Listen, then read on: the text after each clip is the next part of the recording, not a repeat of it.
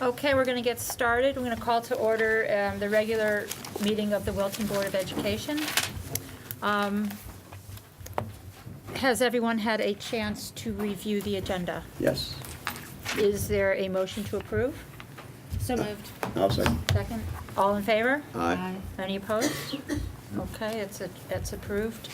As we do at the beginning of every meeting, there's an opportunity for members of the public to come forward and share any thoughts or comments with the board. Would anyone like to come forward at this time? Seeing no one, we'll move ahead to the consent agenda. Has everyone had a chance to review the consent agenda? Yes. Is there a motion to approve? So moved. Is there a second? Second. Any discussion? All in favor? Aye. Aye. Any opposed? Okay, that motion carries. Moving right along, next up is the chairman's report. I have two quick things. First, as many of you know, the town has initiated the process of updating its Plan of Conservation Development, or POCD, which it is required to do by statute every 10 years. I have been invited to represent the Board of Education at a workshop next week. Glenn, I think you might be participating for the building committee, which I'm looking forward to doing.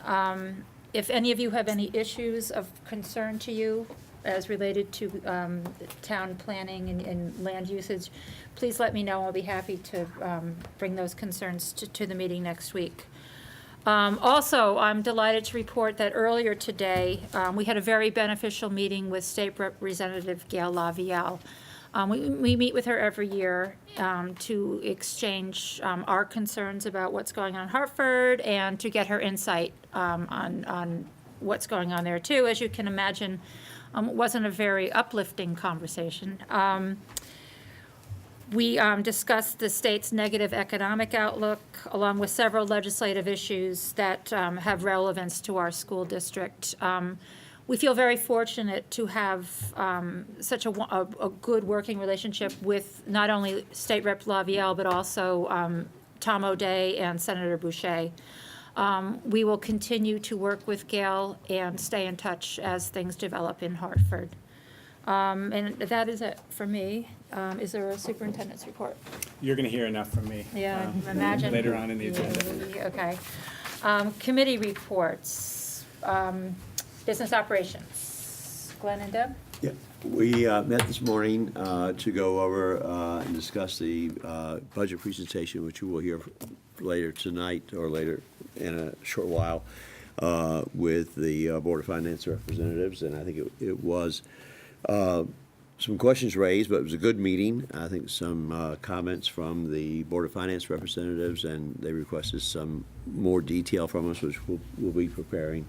But it was a good meeting. I think it was, they understand where we are, and I think Richard Creeth, the comment he made, it was the best budget presentation that he has seen to date. It was Great. It was a very good presentation, I think, from a presentation perspective. Now, the numbers are another issue, but but the presentation itself. So it was a good meeting. The Miller Driscoll building, we continue to proceed on the solar installation at Miller. We had a couple of good days of weather. We were able to make the connection that we needed to make, and so that's moving forward on schedule and as expected. Okay, so we're moving there. Okay. Thank you. And the Energy Commission that I sit on met last evening, long meeting, and we're moving forward there. There is a new initiative in Connecticut, Sustainable Connecticut, that will be a town-wide program if adopted by the town, if the town chooses to participate. And we had long, lengthy discussions about that. It's an outgrowth or a replication of Sustainable New Jersey, which has been in existence for some time now. And it's a very extensive, broad-based program for conservation and sustainability from an energy perspective for the community. So we'll be hearing more about that. You'll be hearing more about that. Okay? Great. Debbie, do you have anything to add on that? I went to a Cooperative Education Services regional meeting recently, and just a heads up, and I'm sure Kevin will probably emphasize this as well, certainly with the staff, is that they are looking for a new executive director. The current director, Dr. Evan Pickhoff, will be retiring. In that search, there's a focus group and a survey done. And that, as you may know, is the center for us that provides many special ed programs that some of our students attend, as well as a magnet school, as well as professional development for an area of, I think, about 14 or 15 districts. So it's a great service, and it's important to have a great director. So there's a survey online that started today and will go till the 25th, and it's open to board members. So I encourage you to go to the CES website and avail yourselves of that survey. Great, And I thank know you. that Dr. Smith will be working with the staff Right. to generate the same kind of input. Thank you for attending that meeting. Sure. Teaching and learning. Our meeting was canceled because of snow a couple weeks ago, and so won't be meeting until first week of February. But the work continues, and math curriculum review will be starting also the first week of February. So Chuck has been very busy, Yeah. and Fran has held her digital learning committee meeting this week as well. So. Thank you. Sure. Policy and communication, we met this week. A lot of good progress on several. I think we're ready to bring to the board 3 policies. 3 new policies. Regularity of attendance, the Administration. administration of medicines, and the third.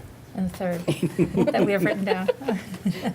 Yes, in the notes. There's a- Sorry, I didn't mean to catch us off guard there. All Well, right. we'll look forward to seeing It's a that, surprise. whether Thank it's you.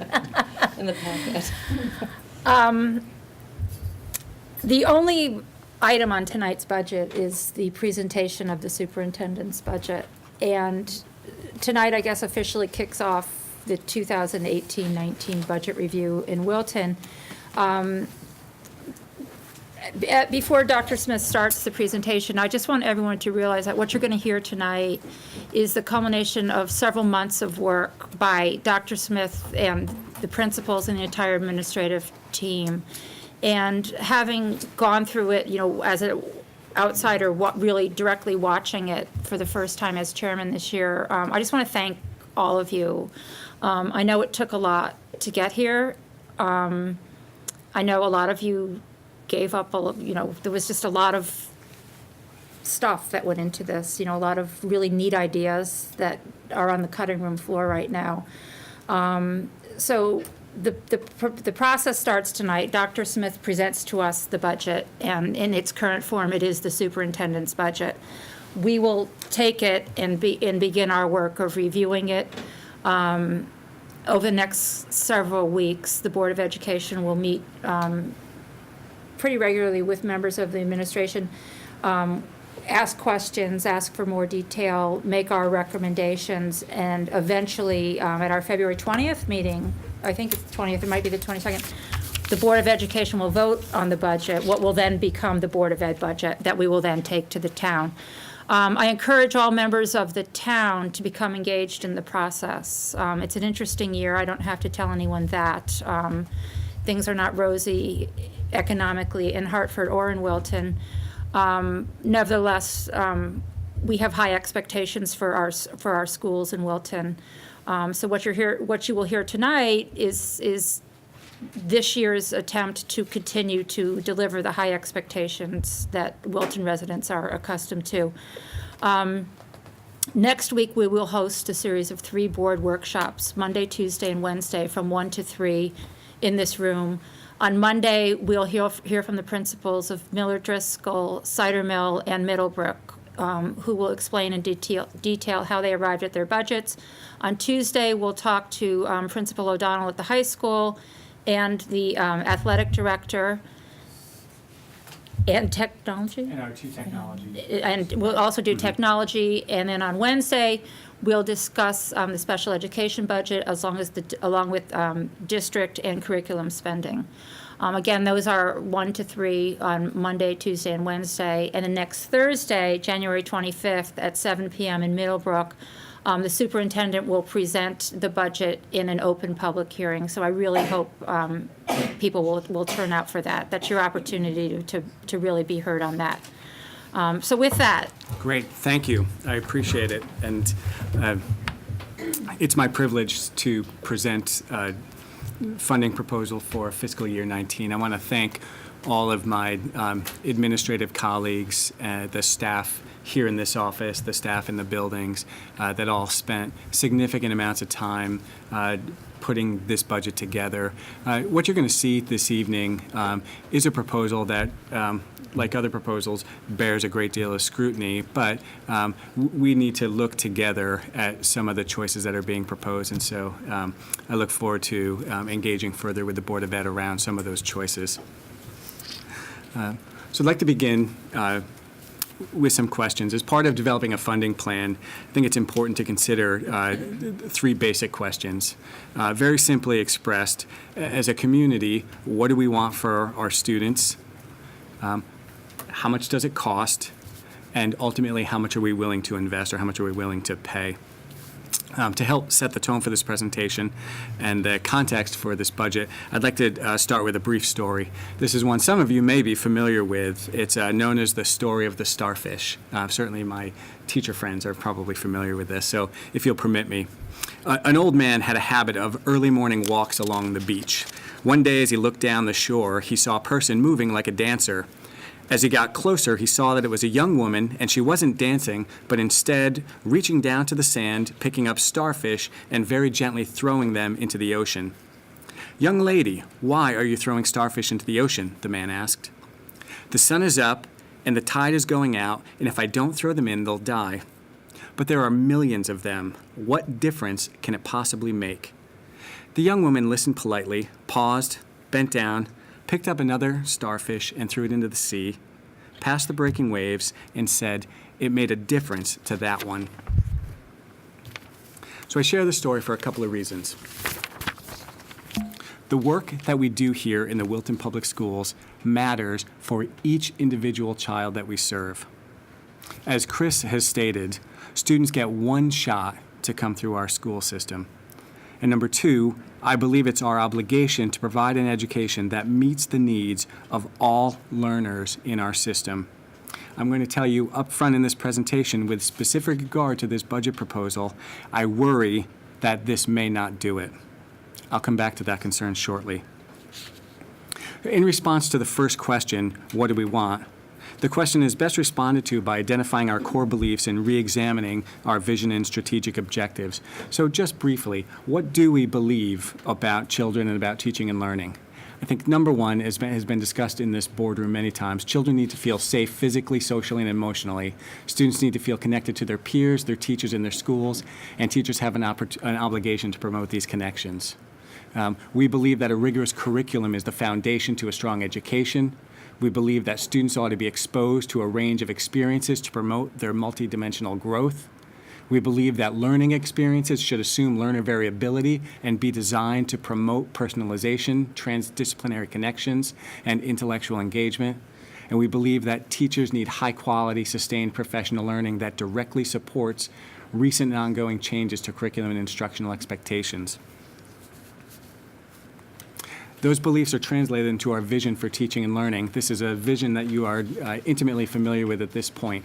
So we believe that all Wilton graduates will be innovators, collaborators, and creative and critical thinkers who are high-achieving, socially responsible, civic-minded, and have internalized the virtues of compassion and empathy.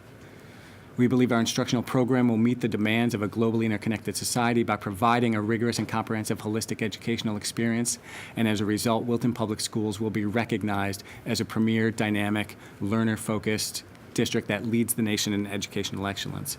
So we've taken those core beliefs and that vision and we've translated them into strategic objectives that you approved earlier this year.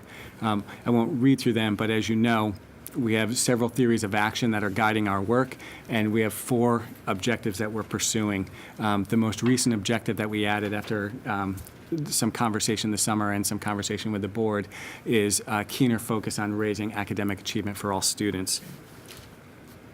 So in response to the next question, how much does it cost? we need to begin that conversation and answer that question with the statement of some of our budget goals and budget assumptions. So our budget goals, number one, provide adequate funding to maintain and improve the high-quality education provided in grades pre-K through 12. Number two, target investments, including investments in staff members to advance the district's strategic objectives. Number three, adhere to Board of Education class size guidelines. Number four, maintain investment in professional learning initiatives. Number five, fund year one of our capital improvement plan. And number six, continue to fund our digital learning plan. Those are the goals that we've laid out for this budget. And the assumptions that guide the budget planning.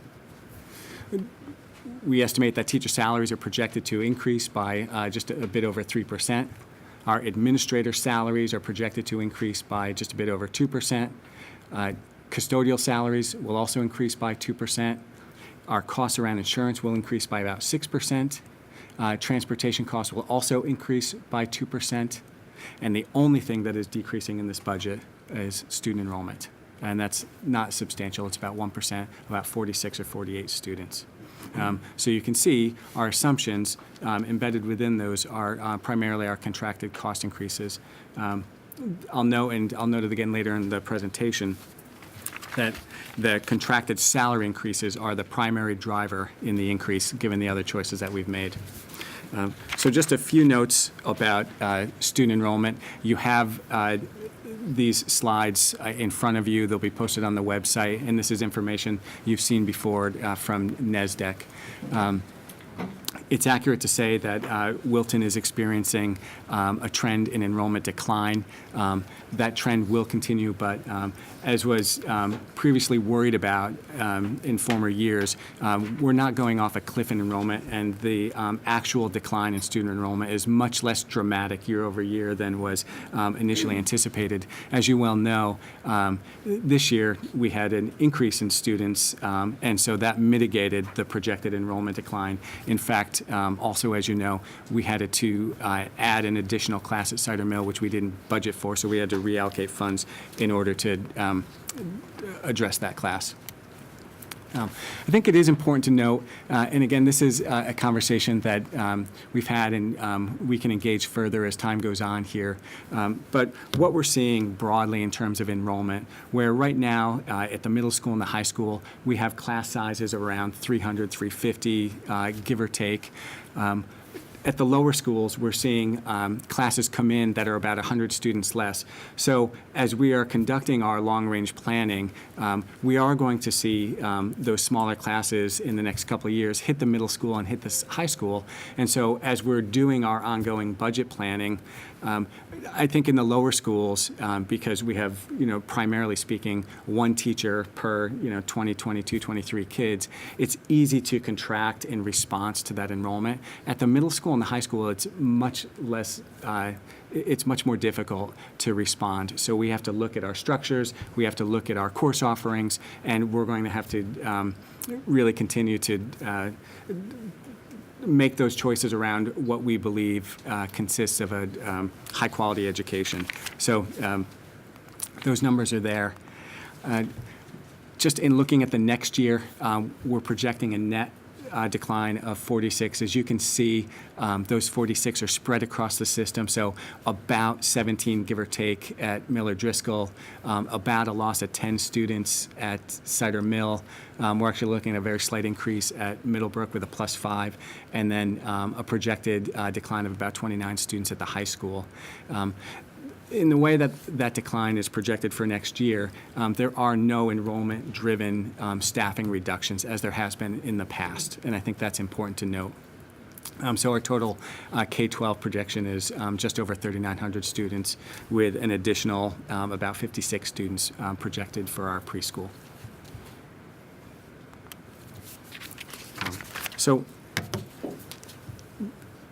in thinking about our core beliefs, in examining our vision and looking at our strategic objectives, we distill all that down into budget priorities. And we've had a set of budget priorities that we've been pursuing over multiple years. And you may recall, in the past, I've talked to this board about what a budget pays for, and to put it broadly, I think a budget pays for student performance and achievement, it pays for opportunity, it pays for continuous improvement.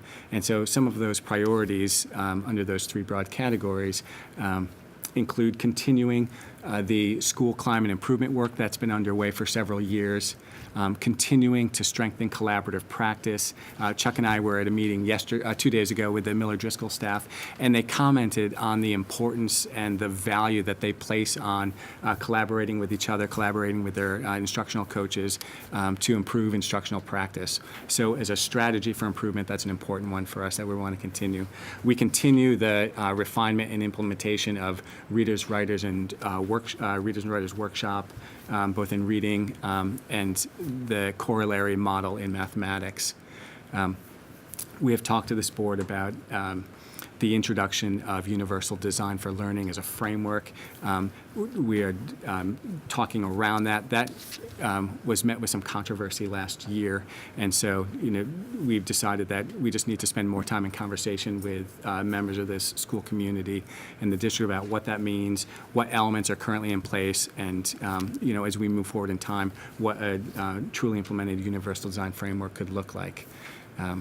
We continue to expand the development of performance assessments, strengthen Tier 1 and 2 SRBI support, strengthen our secondary mathematics support, and then invest in instructional leadership in our teachers and administrators. We've also, over the course of the last several years, and included in this budget proposal, added new courses to the high school to both augment their current offerings as well as to modernize the curriculum and meet some demands that we weren't meeting in the past. So we are proposing to offer 7 new courses beginning next year. And the board has seen those presentations already, so I won't run through the list. But I do think it's important to note that several of those courses are UConn ECE courses, which enable students to earn college credit. And when we think about return on investment, students can earn college credit through our very robust set of AP offerings, as well as through what I think is a healthy complement of UConn ECE courses when we include the 3 new courses that we're launching next year. So our graduates will have an opportunity to walk out the door with a fair number of college credits if they avail themselves of the many opportunities we have. I think that's a significant potential for return on investment when we think about the quality and health of this school system. It's important to also take a look at the ways that this district has attempted to contain costs. There are embedded in the work we do are inflationary pressures, so we are engaged in an ongoing process of trying to maximize efficiencies, trying to economize, trying to improve our services while holding back spending. So I just want to take the board through a couple of those strategies. As you know, we've worked hard in trying to manage the enrollment decline to reallocate some of our certified staff to address our instructional priorities and our strategy for professional learning. So, for example, shifting some former classroom staff to intervention support and instructional support. We have engaged in a process with the town to share services. So as through that, we have the benefit of the expertise of Ann Lenz, who's serving both as CFO for the town and also for our school district. I don't think it's easy on Ann, but I'll say for my part, that's a wonderful and to date very successful relationship. We've engaged in a similar shared service in facilities with the use of Chris Burney services overseeing both the town and the district. We've also looked at a number of positions that have come open through attrition, and so we have either combined or eliminated positions. So you may recall for years the district carried a full-time transportation coordinator, we had a full-time preschool director, we had additional staff both in the finance office and the HR office that we were able to either consolidate or eliminate. As part of that work, we introduced a new health plan design and shifted away from a traditional PPO to a high deductible plan. We contracted out our IT support, and you'll hear more about that shortly. And then we engaged in a preschool redesign process. So we're actually, I think, spending less on preschool this year. We've increased the amount of revenue that's generated through that program, and we're providing a better service to our families.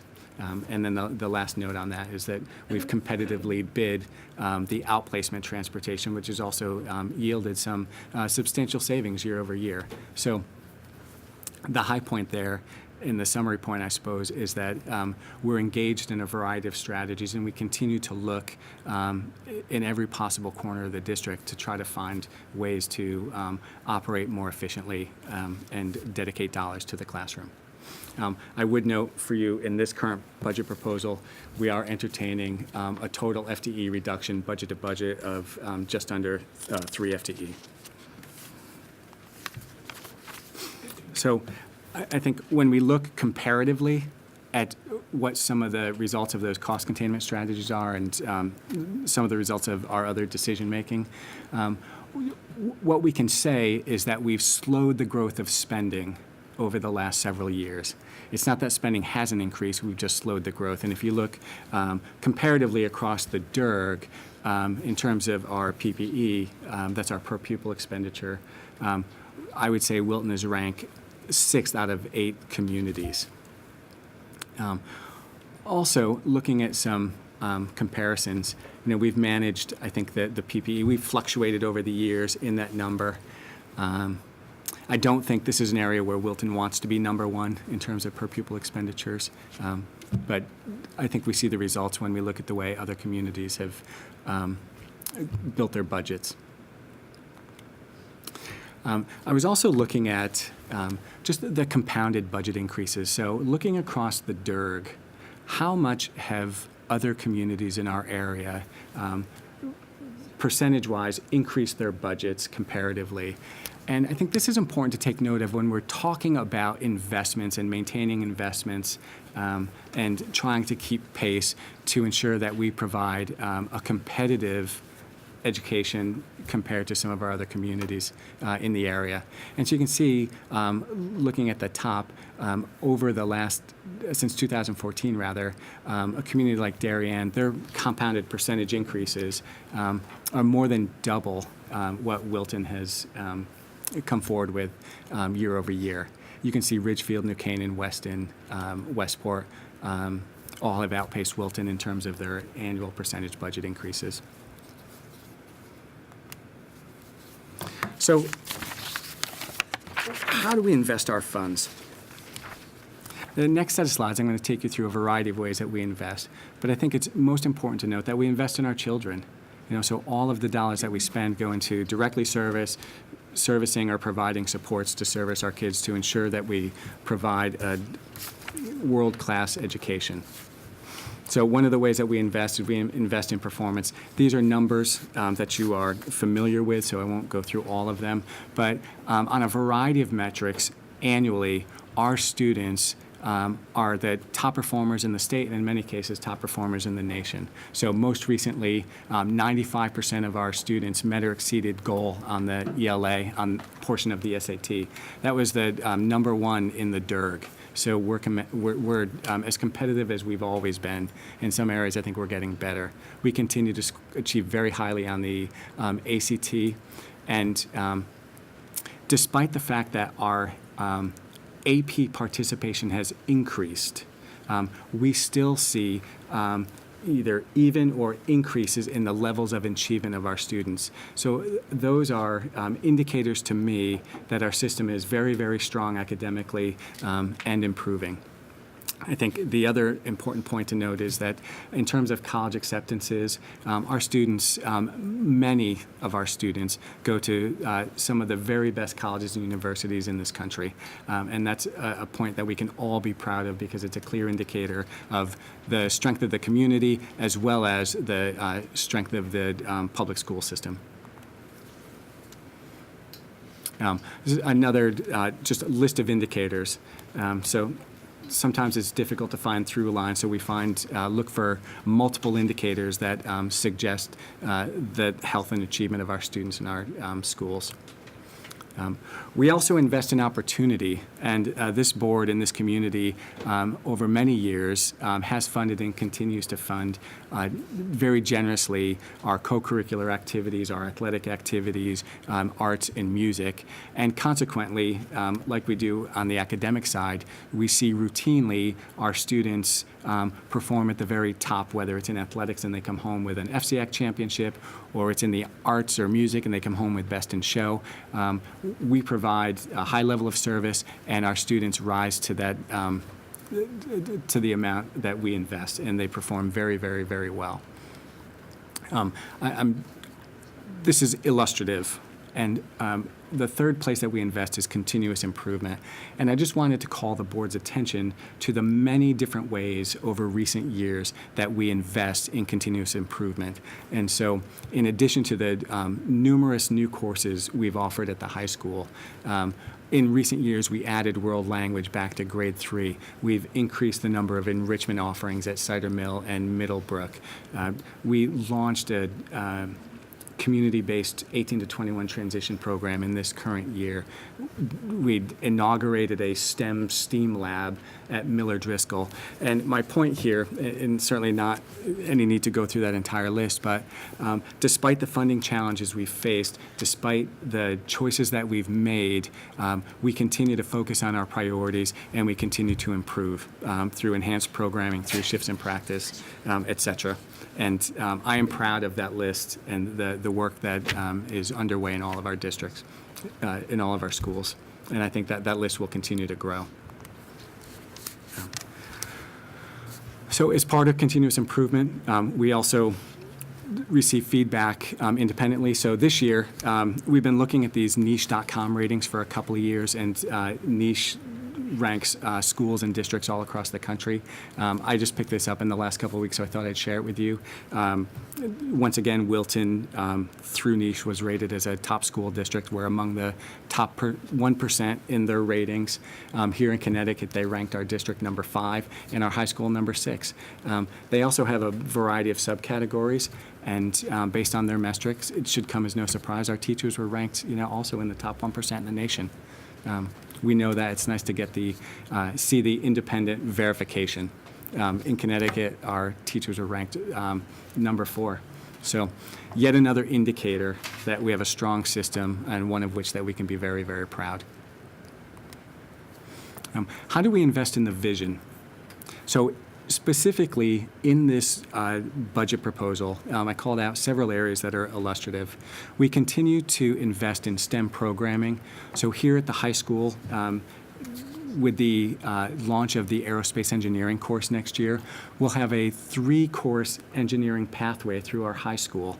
So that's new. We've added a course a year over the last 3 years. So students who are interested in STEM, they're getting some STEM experiences as early as Miller Driscoll. They get some at Cider Mill, a more robust experience at Middlebrook, but can actually take several credits through Project Lead the Way at the high school.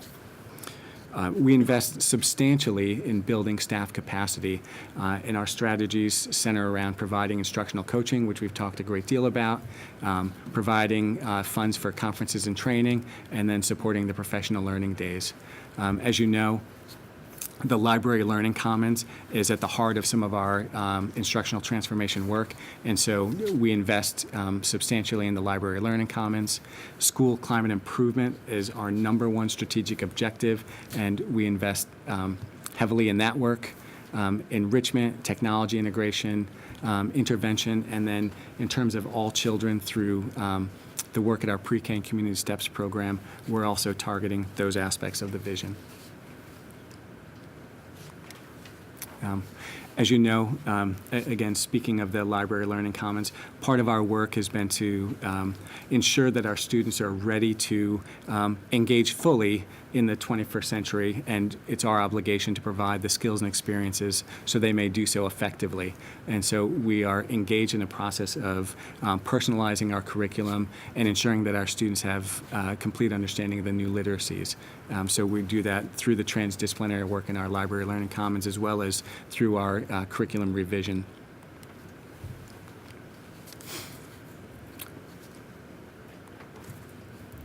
I've spoken about some of these already, but I'll just call your attention to them. The work that we've done focusing on both preschool community steps, and over the next several weeks, the Teaching and Learning Committee and then the board will hear a presentation about a revamped evening school, an alternative high school. We have a sector of kids whose needs we're not presently meeting as best we can, and so a group of staff have been engaged in putting together a proposal. So it's our hope that we can come forward with a proposal to create an alternative high school that we can then open up to not only our students here, but students in some neighboring communities, and create that as another shared service, and leverage the resources in other communities. So what's the bottom line? What we're asking the community to invest in this budget proposal is $82,168,952,000, which represents a 1.98% increase over this current year's spending.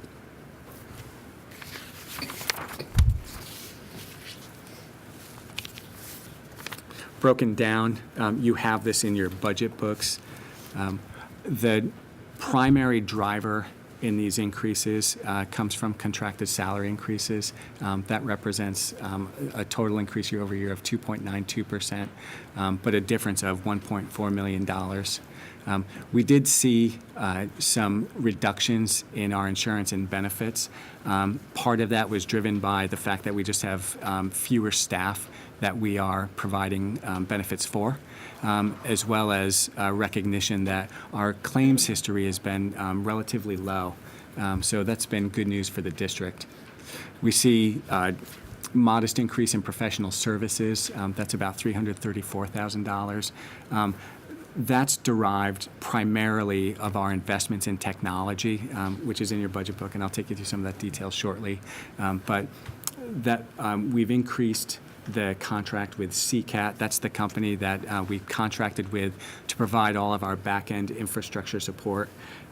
Part of that increase is realized by the fact that as we've had staff attrition, we've needed the additional staff support, but rather than hire staff here in the district, CCAT has hired staff. So we've realized some modest savings through not having to pay benefits, but the need for the work is still there. So some of that's embedded in the CCAT contract. And then the other primary driver on that line is an additional technology lease to ensure that we can continue to provide quality devices to our kids as part of our one-to-one initiative that we came forward with this year. The property services line is down pretty substantially. The other purchase services line, the 5,000 number, is up modestly, 169,000. And then we've squeezed both the supply line and the equipment line, and we're showing slight reductions there. The dues line, that's the last 8,000 code, is up slightly. And as part of that, this year we've introduced the Gaggle software, which you may have heard some conversation about. And that's a monitoring tool that we're now using for all of our students inside the Google domain. And that's really what represents the cost increase there. So Chris asked me to try to boil it down, what is in the budget and what is not in the budget, and try to put it in as simple terms as possible. Understanding that our current budget is a zero, that it's flat, and that this budget represents a very modest increase, there's not a whole lot that's different, generally speaking. So as I mentioned before, the overwhelming majority of this increase is driven by our contracted salary requirements. That makes up about 83% of the increase. And then the other substantial part is in the 3,000 line, as I had just mentioned to you. It's the increase in the CCAT contract as well as the new technology lease. We've also shown an increase in, it's modest, in the digital resources that we're using. So these are things like apps and other software programs that support learning. I would also note for you, in the last budget, the Community Steps program was reflected really in an offset in outplacement tuition. That's how we were able to fund it in this year, in this current year. In the budget proposal, Community Steps is its own program, but we don't get the benefit of the offset in tuition. So that's new spending this year. And because our pre-K has grown, we opened up a new class this year, and it was one that we didn't budget for. We had some needs that emerged through the birth to 3 referral services, so the pre-K class is also now in the budget. The list of what's not in the budget is much longer. I think it's important to note that the first proposal, so we engage in a process in the district where in each of the cost centers at the schools and in the various departments, the administrators and accompanying staff members go through a process of looking at spending. They go through a process of looking at their needs and priorities, and then they put together a spending proposal. All those spending proposals come here to central office. We aggregate them and look at them. So the first pass at the proposal was actually a request that amounted to about a 7.5% increase. So we've spent the last number of weeks working backwards and looking again at our priorities and then making choices about what needs to come out. And so I asked Andrea, I asked Chuck, I asked all of our principals to go back and squeeze their budgets. And when we gathered about a week ago to review some of these changes, in looking at these, there was, in trying to prioritize, a proposal to reduce a social worker and to partially reduce some occupational therapists at the elementary school. Those reductions really worry me. And so in looking at that and looking at some of the other choices that were made, I am worried that this budget proposal doesn't adequately meet our needs. And so I'm looking forward to, and you'll hear me say more about this, engage with the board around some of the choice making and what our priorities are. But those two in particular we need to look at. That process also eliminated other proposed new staff. So there were proposals for additional PE staff, additional science staff, an additional SPED coach, SPED supervisor, some additional paraprofessionals, and staff to support our growing ELL population. Athletics was reduced by $59,000. In this budget, we deferred some capital maintenance items. We also deferred purchase of textbooks. As you know, we have a multi-year plan to transform our library learning commons. We've deferred some of those expenditures and stretched that plan out. Fran came forward with a plan to update the collections at the Miller Driscoll Library as well as at the Cider Mill Library, so we just deferred some of those proposed expenditures, and we deferred some replacement of some musical instruments. So I think collectively, on the administrator side of the house, there was quite a lot of hand-wringing and some very, very difficult choices that were made in putting this proposal together. So just to quickly summarize some of the key points by each of those object codes, I think it's important for the board and the community to see that since fiscal year 16, we've actually reduced staffing by about 20 FTE. That's inclusive of this budget proposal. As was stated earlier, it's also important to really keep in mind that about 3% our contracted salary increases hover around 3%.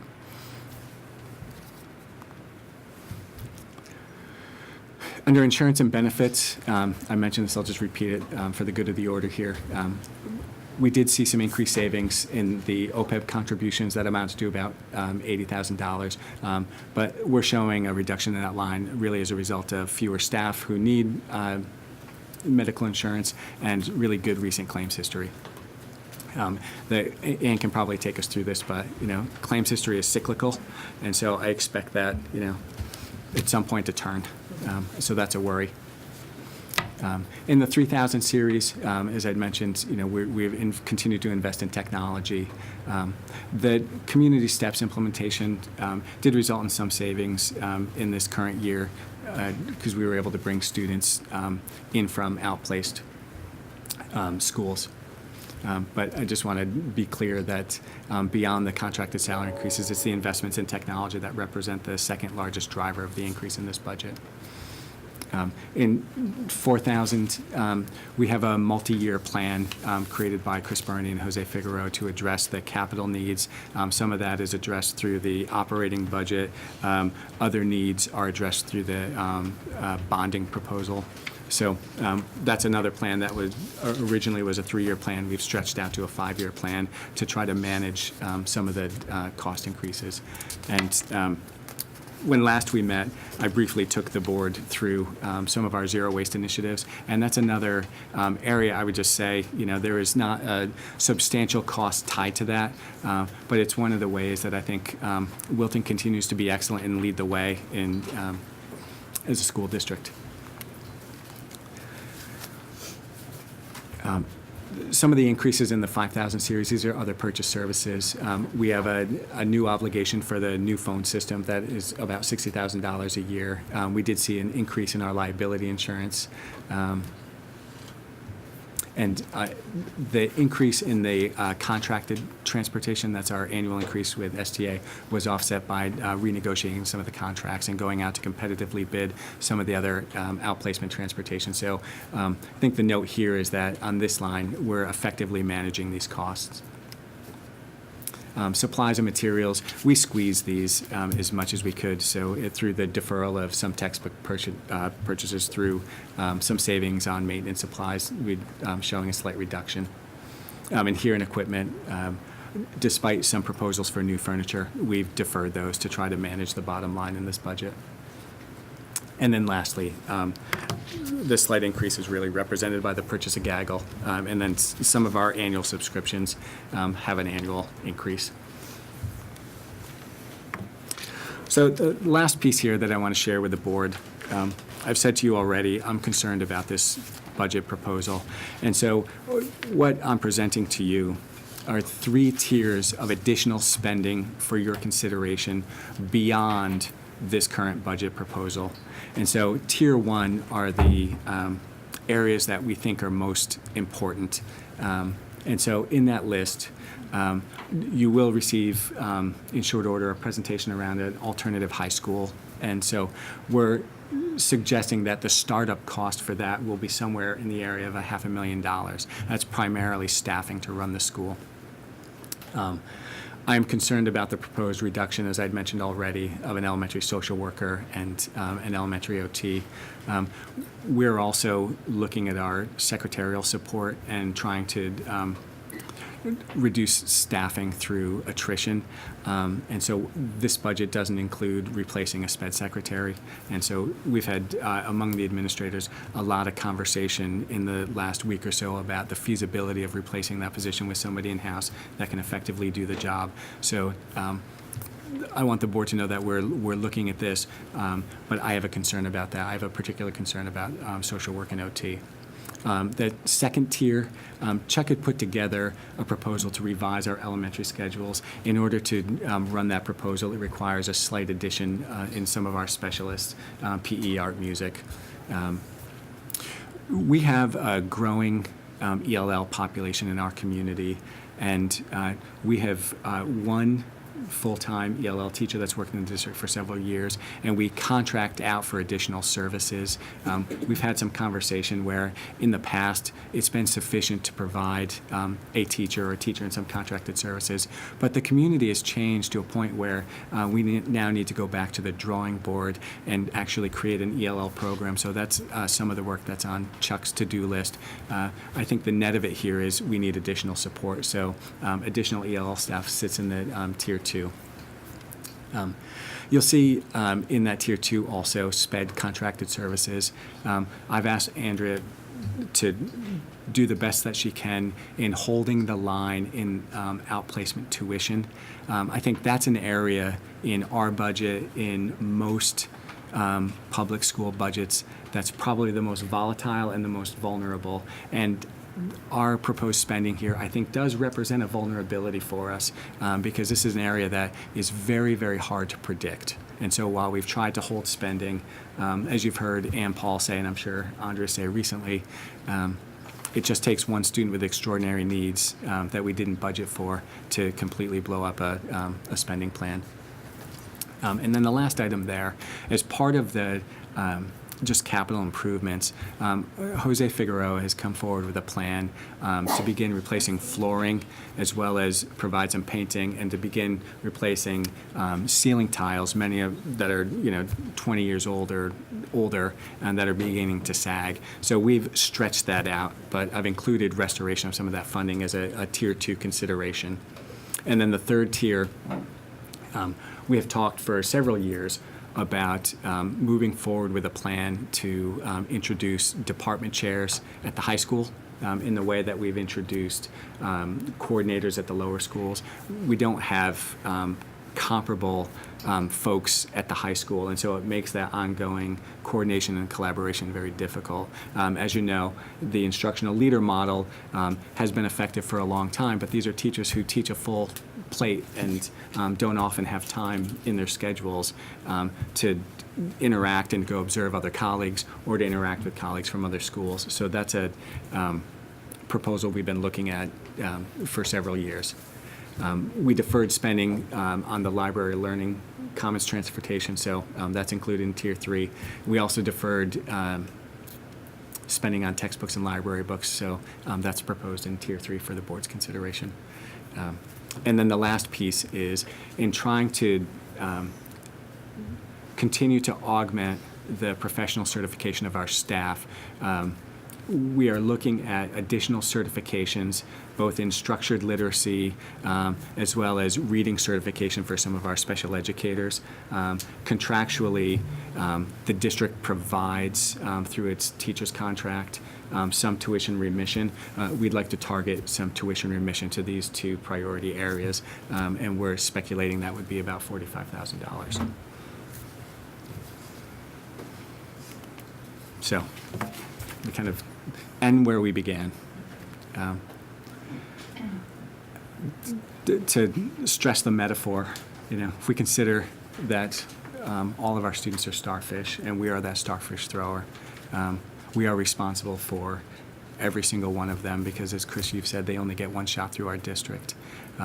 I'm concerned about this funding proposal. I look forward to engaging with all of you as you dive in and we engage beginning next week with the administrators. As you look at the choices and pose your questions, we'll continue to follow the process that we had started a couple of years ago where we'll record all the questions, record all the answers, publish them in a spreadsheet, and that'll go up on the district website and for reference for all the community members who aren't able to see the live conversations. So on that note, I want to thank you. Thank you for your time. Thank you for your attention. Thank you for your ongoing support and your consideration of this proposal. Thank you. And again, thank you to all the principals and administrators who had a hand in clearly very serious budget proposal. Comments from board members? Thoughts? Anybody? Yeah, I'll go. I'll take it off. As I have said before, I said last year when our proposal came in flat, I was concerned about it.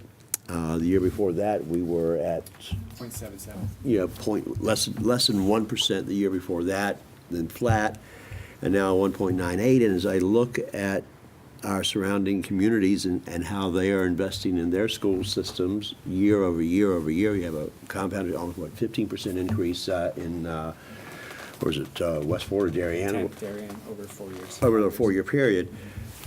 We've got to keep pace. I mean, if we don't, we're going to find ourselves lagging. I think Darien was the #1 high school, if I recall, if memory serves me, rated #1. And obviously, they're getting a return on their investment. And I think our performance here we're getting a hell of a return on the investment we've made, okay, with how we've, contained and restricted and contracted our spending. I don't see us sustaining that kind of performance. I really don't. I think your concerns are well-founded and well-based, particularly if we want to protect the investment that our citizens have in their homes in this community as a family moving in, and we know that we saw a big influx of families moving in over this past year. They came because our houses are cheap, and they can buy a house here on a relatively low cost. And the report that just came out in the paper, we didn't sell as many houses this year as we sold last year. I'm concerned about this. I think your concerns are well-founded. And but what I'd like to see you do, if you could, please, is to take the Tier 1, Tier 2, Tier 3, give us the percentage impacts of each of those if we were to add those, okay? I think we need that. And then if we added all three, what that number would be. I don't see us being able to sustain this level of expenditure and getting the job done to be competitive with our surrounding districts. I just don't do it. I mean, as hard as our people work, I think you guys have done a hell of a job with this, and I know to all the principals, it wasn't easy to get to this number, okay? One point that you didn't discuss, and I think we probably should look at, or I would challenge you to look at, is we have added appropriately, I think, some significant courses at the high school level that are going to have a positive impact. Have we looked critically at courses we can eliminate from a savings perspective to offset some of the cost increases? And I think we need to do that. I think we need to look hard. Do we have courses that we only have 15 students taking, and is it worth it to maintain? I'm not sure what the dynamics are, how you calculate that or how you figure that, but I think we need to go back and take a critical look. As we add courses, are there things we can take away? Or do we just keep adding on and adding on and adding on? And that's not always a good philosophy. I think you need to look critically at what can you eliminate and how can you save or offset additional costs by adding courses. I'm not sure we've done that. I'd like to see also, if you could, when we get to the pre-K, the numbers in the pre-K as a separate entity, students, the revenue we're generating, I think we need to see that, okay? As a number that's going to be questions asked for, because we are charging. How does that come into play as we've added classes? Has it been a revenue gain or negative if we had to add a teacher? Is that what the numbers are there? Other than that, I applaud you, all of you, for doing this. You certainly took to heart the guidance given by the Board of Finance to the best of your ability. I think our guidance was at 1%, we're 1.98. I don't think it's enough. I think we just can't keep going in the direction we've gone in over the last 3 years and sustain our competitive edge in the area, geographically. So, my comments. Thank you. Anyone else? I just want to do this a little off topic. In terms of adding courses to the high school, they've been doing that without any FTE. So we do, sometimes they are replacing, and so courses are taken away. I can't off the top of my head think of it, but some of them, like, for example, entrepreneurship, if they're adding that, it means there are fewer sections in another. Okay, well, I think we need to So- see that, because as it's presented, it looks like this is all additive versus offsets or Right. Yeah, it would be trade-offs. helpful Okay, to so let's, clarify. okay, yeah, So your it's- point's well taken, yeah, yeah, okay, but so we need to just see that point more. that I'm just, so shocked that we're, back to a place where we're deferring textbook purchases. Right, that's which what just jumped out seems, at me. And I know from, hearing Fran Comper talk about our library collections and the work she does with our library learning commons teachers, it just, again, goes to how are we yet again, deferring, bringing our elementary school libraries up to date. It's startling. Yeah, I saw some of the collections we're replacing are 20 years old. Yeah. Some of the books we're replacing. So it's not as if we're being frivolous No. with those expenditures. And also you think how fast the world has changed, what has gone on in 20 years. Yeah, Some of those books have to be replaced. right. Debbie? Well, I want to add my thanks to everybody else's and certainly to Dr. Smith and all the administrators and the staff Overall, I think it's an incredibly lean budget, and I worry anytime a superintendent needs to say, but we're vulnerable. I don't think that we'd be a responsible board to leave a budget with any serious vulnerabilities, whether it's around special ed or something else. I agree with you, Chris, that and Laura, that if we're a district that has to worry about buying textbooks, that we've gone way too far. And I think I've said this informally, that I would rather see slow and steady increases that might be a little higher or higher, somewhat higher than people would ideally like to see. But you don't want to create a situation where you have to play catch up, or oh my gosh, there's a lawsuit, or oh my gosh, I can't believe it's so old that I open the textbook and it falls apart.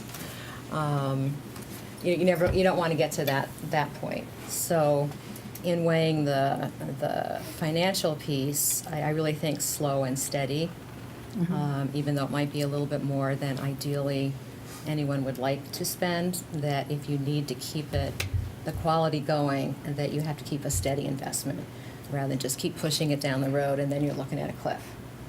Or maybe not a cliff, a wall. And I do think your point about our kids go through the school system once, so I don't want to see it sort of dip in quality at all and then, okay, well, let's catch up and we'll make it better for the next round of kids. So that's not responsible to me. Having said that, I do have some questions about some of the choices and where the resources are deployed, and I'm glad that we're going to have some workshops, and I just need to understand a few things better. I was glad that you brought up the decrease in time in FTE, Kevin, when you said, I think it was, if my math and your math are the same, I think it's 20.21 FTE since 2015. So I think percentage-wise, that's a 3.4% decrease. And our enrollment has gone down 5% in that time. So it'll never be one-to-one, but I do think it's evidence that the district has been as sensitive as it can to say if enrollment goes down, then somehow our expenses in some places need to also go down. I think that's a fair thing to do without getting into well, if 20 kids leave, then we have to automatically take out X number of teachers. But I just saw it as evidence that the district's been really sensitive to the fact that we are in a enrollment decline, maybe not dramatic, but I think you've done a lot of work in trying to sort of take that into account and reduce staffing where sensible. So you have a history of doing that, I guess, is my long-winded way of saying that. So I really look forward to the workshops, because I think we can dig more deeply into some of the choices and the priorities, and answer some of my questions as a newcomer, and then take a serious look at, I don't want to leave a staff feeling that this budget leaves them vulnerable. So we need to sort of understand that better, and what the vulnerabilities may be. And as I said, it's needing textbooks. I mean, and that's not Right. the most important expense. There's a whole lot. I don't mean it's not important, but it's not the biggest expense. But I just think it's emblematic, to echo what other people have said, that it seems like lean is good, but not if it's to the bone over time and you start making the whole thing shaky. Right, and this is Dr. Smith's fourth budget in Wilton, and each has been something we would categorize as lean. In fact, I think this is the biggest one. The first one, I think, was also 198. All right, so we were 198, last year was 0, we were 0.7 the third year, and here we are at 198. And every year, it's been, whoa, we did it, maintained, excellent educational standards, and I think this year, hearing you say that, that I don't think this is I'm not happy with these numbers, is concerning, to me, and I think, I'm hearing from all of us. So, that's the purpose of the workshops next week, to allow us to really delve in and make this the Board of Ed's budget. So we're looking forward to that. Gretchen, did you want to add anything? I think it's one of those, I'm waiting to get to the workshop to Yeah. really dive down into it. Right, it's a lot, yeah. What did catch my mind is I felt that there was a lot of discussion over the last few months about the decline in enrollment, and it's a total number right now of 47. Is that what? Year over year, that's And- the projection. But so this year's projection is 47, and it's only 1%. It's not a very large number. And so I think, first of all, I think that the budget is fine as far as the enrollment, but I'm more concerned in the fact that there's some FTEs that are being reduced, and there's no saying that September rolls around and we've got another 25 extra children that we didn't expect to have, similar to what happened this fall. Right. So it is just something that, I think there's not a lot of cuts that can be happening when the enrollment this year is only going down 1%. But there's, having reviewed this, I feel that I had a lot of questions. Right. So, so I'll wait till next week. Okay, so I think, to people listening at home, I think what you're hearing from this board is a lot of concern that this is a starting point and it's a long way. We have a lot of work to do before we're comfortable with it. I'd also like to point out that there's many members of the Board of Finance here tonight, and we look forward to going through the partnership with you, going through this with you in partnership. As we've said repeatedly, we all want the same thing, and somehow we'll find our way.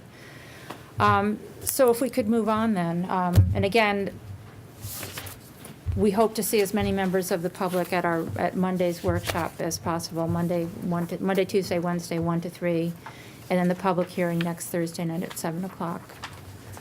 Just one question. Sure. What is easier for your staff if we have a question? Would you like it ahead of time, or would you like it at the workshop? Yeah, to the best extent possible, if you have questions and you want to email them. What we've done in the past and we'll do again this year, regardless of the timing that they come in, we record them, and then we'll assign the question to whoever's the best respondent, put it in a spreadsheet, and then publish the whole spreadsheet. But if you sent them today, we could probably have them for you, I would imagine, Monday, Tuesday. Oh, and I just Yeah, want so if you whatever's have them, don't wait. easiest. Yeah, Mhm. okay, thanks. Thank you. Okay. Our next meeting will be on Thursday, February 1st, our next regular board meeting, but clearly we have several meetings before there. At this point, we'd like to open it up again to comments from the public, and I'd note that Senator Boucher has just come in. Madam Chairwoman, I Would you like to- to make it. In fact, I just got off a plane from Minnesota, Minneapolis. Is that in your district? And so I had told you that I Okay. probably could not make it, but well, we did. I got fortunate. The weather was really very good. And so, and in fact, everyone in Minnesota is very happy because of the Vikings. and the Minnesota Miracle that happened there, and that's all they're talking about. It seems like everyone in Minnesota is all about football and the Super Bowl. So I am here to answer any questions that you might have regarding the state of the state and budgetary concerns. And it is an interesting time today because there has been a court ruling, a Supreme Court ruling that has been on everyone's mind, and I've been called by a number of newspapers, particularly the Connecticut Post and Bridgeport, that has a great deal of interest in the result of that Supreme Court decision. Would you like, we mentioned at the beginning of the meeting that we met with State Representative Lavielle earlier, and we didn't really get into any specifics of what we talked about, but I think clearly the lawsuit would be of Would interest. that be of interest to the board? For sure. Well, this has been a long process. And I happen to have probably one of the longer histories of this, other than maybe David Clune, that has a lot to say about it, and Ted Sergi, who was at the time that the whole ECS formula was devised and created, and probably Debbie Lowe might also have quite a history from the past. So do you even remember? Don't remember? But Actually, I was on the local Board of Education here in Wilton when the whole ECS formula was being created. And Ted Sergi was then one of the major employees of the Department of Education for Connecticut. And I ended up going from the local Board of Education to the State Board of Education, and our first order of business was to choose a new commissioner. And Ted Sergi was one of the prime candidates. And it was one of my first, duties or roles was to interview. And at that time, the State Board chose the commissioner. Today, they've changed that.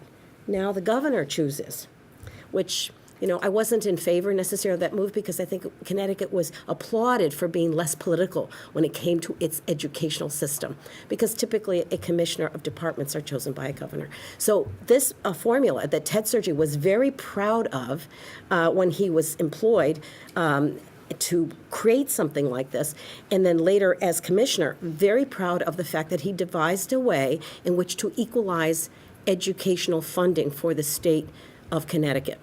And at the same time, we had the Sheff versus O'Neill law or case that came before us, along with other cases that talked about the unequal funding of education.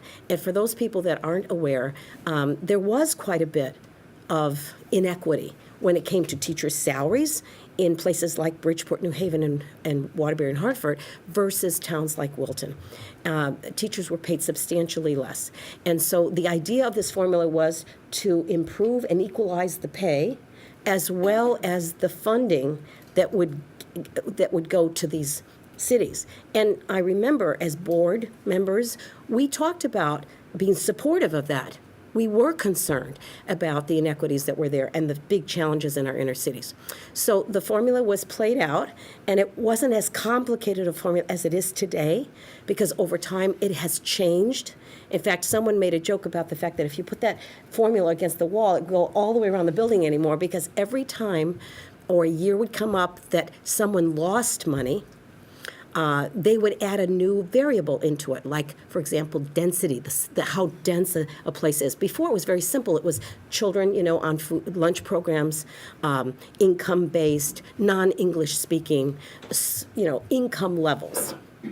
And unfortunately, property values played into that, making some cities, lose money or get less, like very simply 3 major cities in our area, Danbury, Stamford, and Norwalk, because their property values were really high given their closeness to New York. Yet their population of impoverished children was just as dire, just as needy as some of our inner cities, but they would fall off of the funding track.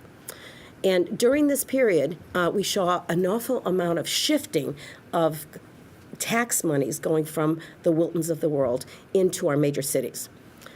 It has reached a point now where it's almost extreme.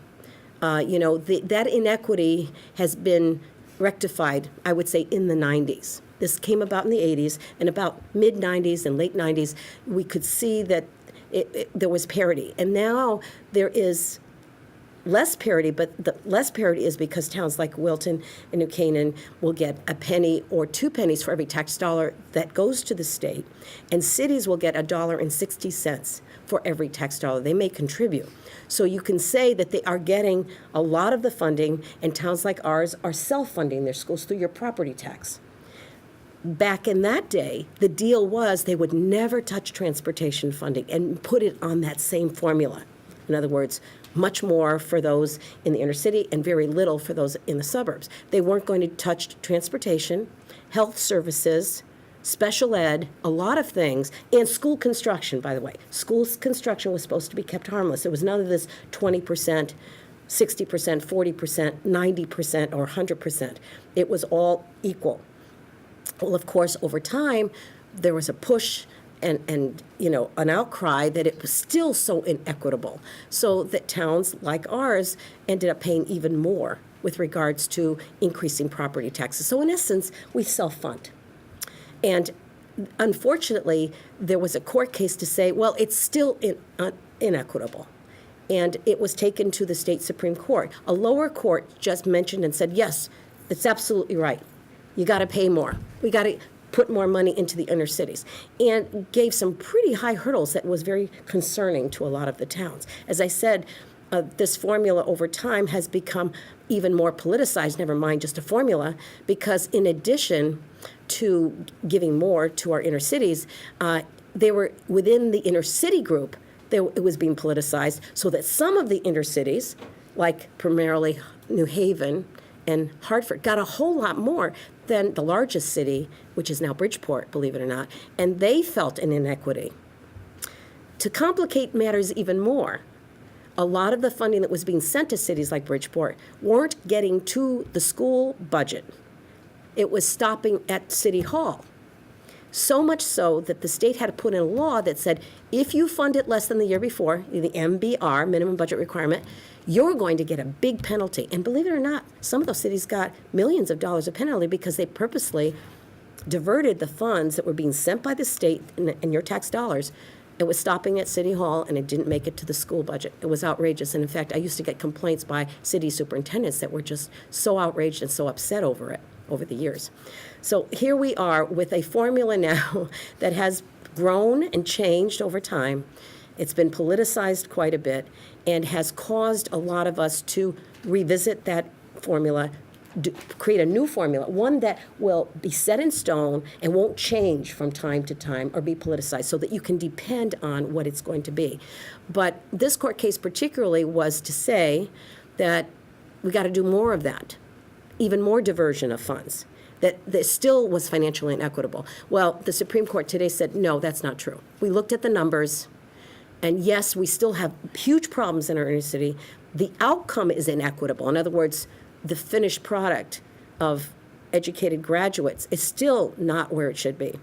It's still inequitable, but the funding has, done its job, that they in fact not only get funding, but it's probably more than some of our other towns, quite a bit more in many cases. So I think that I am pleased to see the outcome. Not everybody is, but I'm pleased to see that because I really have been focused on the plight of our inner city students the entire time, even here locally, because our citizens are really wonderful people. They do care. They care about our inner city students because those are our future employees for everyone in all of our businesses and our hospitals and whatever setting it is, and we want them to succeed. It helps Connecticut in general. But I think that the strategies now need to be focused where I think it will do the most good, and that is what's going on in the classroom, what's happening in the home, what's the preparation, and social promotion has to stop. How do we stop it? I like the focus of Wilton going to ability-based versus, what grade level you're in. I really like that focus because that's where it should be. We shouldn't be pushing students ahead when they are not able or competent to read or to reach the standards. And maybe we need to take a look at exit exams and so on. So this is going to be an interesting time. People are very worried about this outcome, by the way. They're afraid that somehow now everybody's going to lose interest in our cities, or they're going to not want to appropriately fund or keep, where they are, status quo. But in my view, the focus should be on now process, procedures, curriculum, family support. What can we do to make sure that we have lower truancy and recidivism with regards to that? Their kids are moved around too much in our inner cities. They're not showing up for school. There's so many aspects that help to produce a successful outcome. So, I plan to continue to focus on that, the supposed achievement gap, but I think that this court case shows that, we have met, the actual purpose of the funding for our cities, and that they have, I would say in the last 30 years, it's been 3 decades almost, that a decade ago, I think we more than met the goal of equity from a financial standpoint. Doesn't necessarily mean the outcome will be there.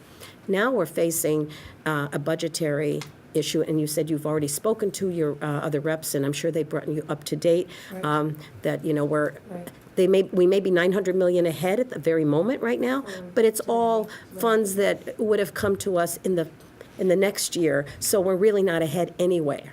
We're still at the status quo, $280 million short, and another $200+ million short even after that. And that will be the big problem that we're going to be facing. And yes, you can bet there will be proposals that are bound to scare our schools. And it is a tactic, I'm finding. I'll be very blunt with you. I think it's a tactic by the part of the administration, of the executive branch, to somehow, make the path smoother, soften the path towards higher taxes in other ways, whether it's tolls, gas taxes, sales tax, whatever taxes they are looking for. And they did that didn't they do it very effectively, don't you think, with the teachers' pension fund costs being brought to our towns? Scaring them all. And certainly for those of us that represent towns like Wilton, and I represent 6 others as well, they were the target audience. And the better you did, and the I was in Westport last night, and they were talking about their very healthy reserve. I said, don't say that too loudly, because the minute you say you have a healthy reserve, you're a target. And that's very unfortunate. So we are going to be watching that like a hawk. I think the budgetary process is going to be more difficult than it was last year. People are saying, oh, well, it's probably going to be better now that you're doing a lot of compromising. Unfortunately, a lot of the components of that budget didn't prove out to be as good as it appeared, and I think that there's going to be some digging in coming in the next legislative session about it. But you can bet we will fight like crazy not to have Wilton be targeted because it has done good things, and the state has not, and towns that have managed responsibly should not be punished for that good management. The state needs to manage better itself. Great, thank you. Thank you. Thank you very much. Thank you for allowing me to come and say hello, and you can call, of course, anytime. We'll keep you as up We to know date as that. possible. Thank you. Really appreciate it. Thank you very much. Thank you. Any other members of the public? Seeing no one, is there a motion to adjourn? So moved. Second, all in favor? Okay, thank you very much. We are adjourned.